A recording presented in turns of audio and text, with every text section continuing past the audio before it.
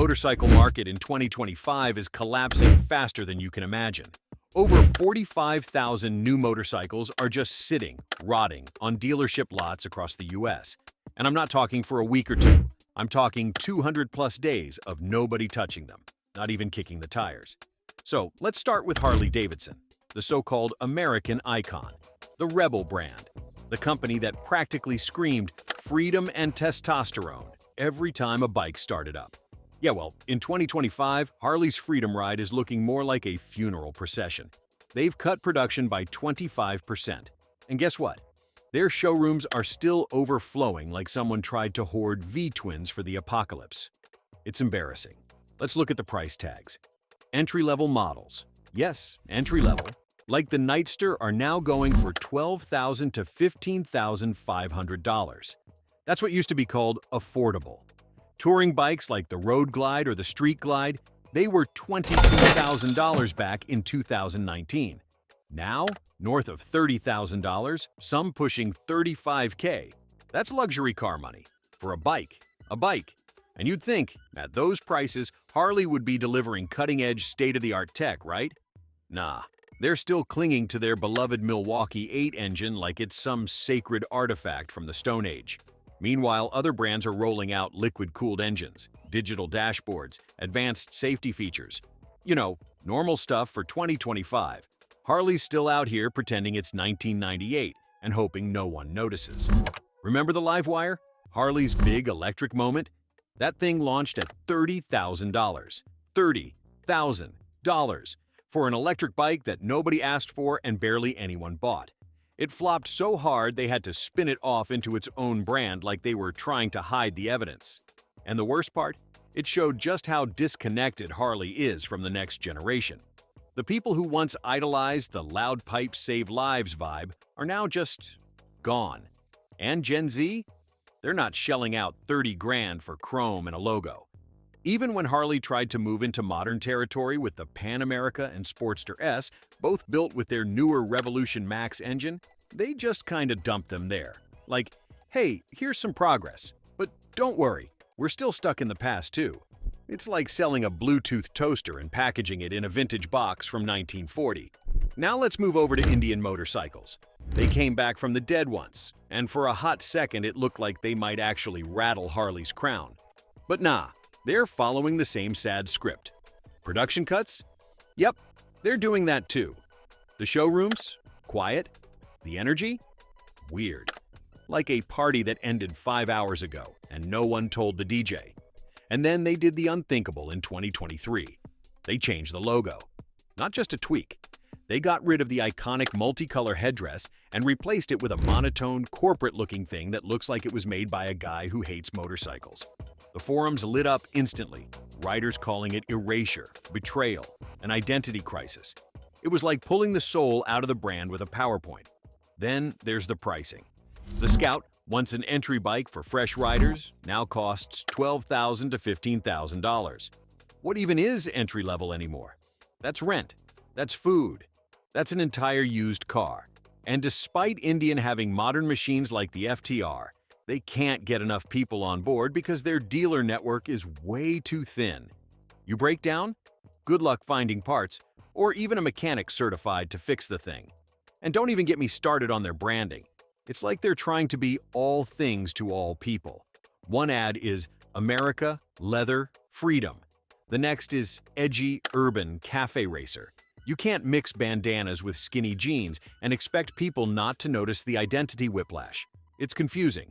And when you're selling lifestyle as much as you're selling machinery, confusion kills. If you're loving the chaos so far, hit subscribe, because this mess is only getting messier. And trust me, you don't want to miss who's crashing next. Because just when you thought Harley and Indian were the only ones drowning in their own overpriced hype, here comes BMW. Yes, even the German engineering gods are not immune to the 2025 motorcycle apocalypse. You'd think a brand that sells itself as precision meets performance would be above the chaos. Nope. Their prized GS Adventure Series now starts at $22,500 and change.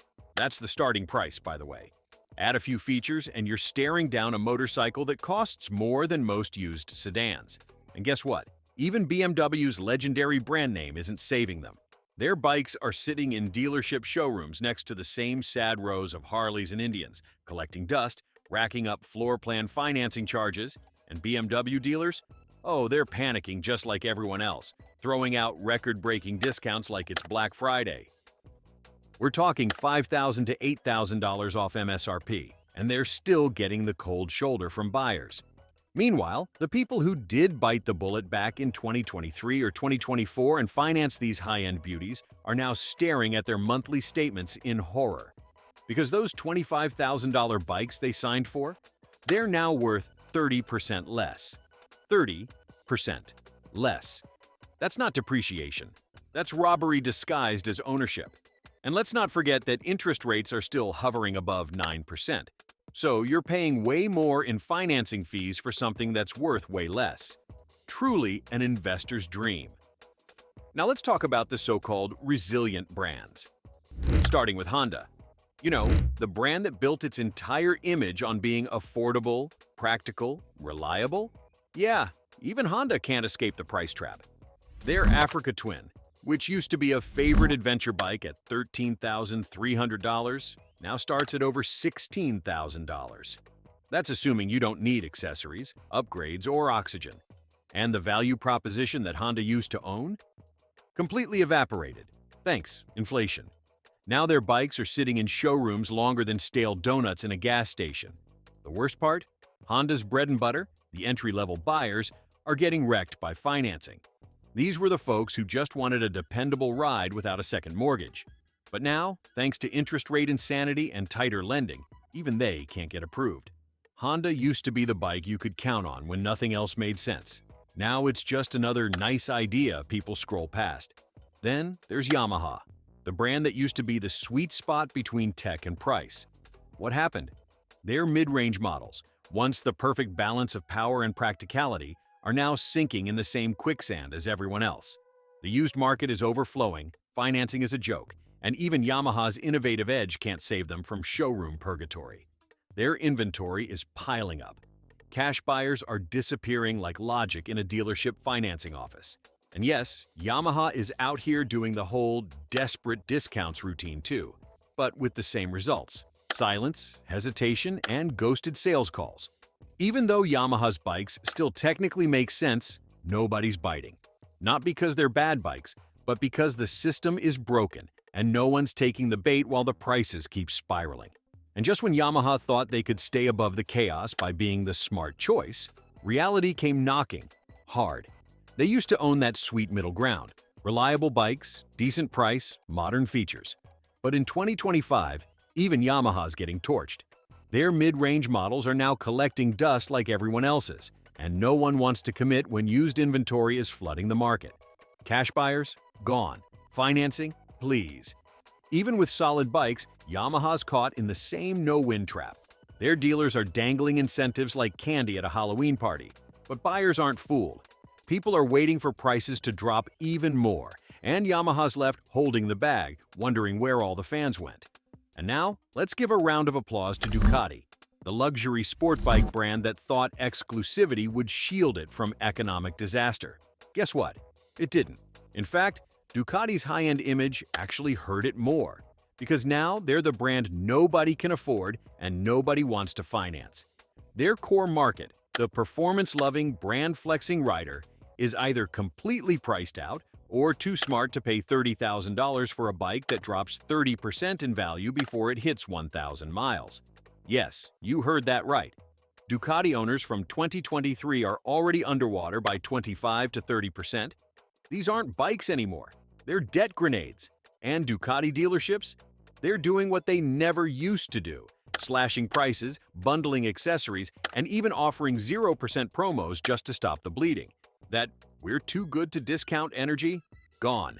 Now it's "please take this Panigale so we can keep the lights on." And while all this is happening, the final numbers are looking worse every month.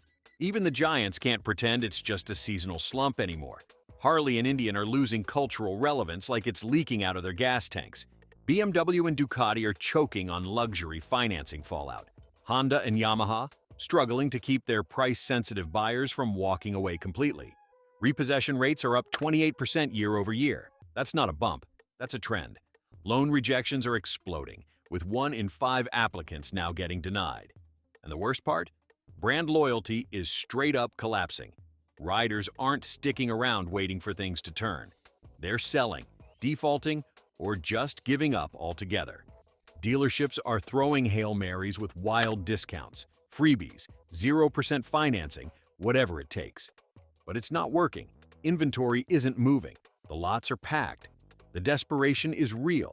And while we're at it, let's talk about Suzuki, the brand nobody expected to fall apart this quietly. You'd think the Hayabusa alone could carry them, right? Wrong. That iconic beast used to be a $14,000 dream machine. Now it's creeping toward $19,000, and suddenly it's not looking so sexy anymore. Suzuki's lineup isn't flashy enough to demand luxury pricing and not cheap enough to compete in the budget game. They're stuck in limbo, ignored, overpriced, and running out of room to hide. Just another name slipping into the fog of 2025's motorcycle mess. Hit that subscribe button so you don't miss what crashes next.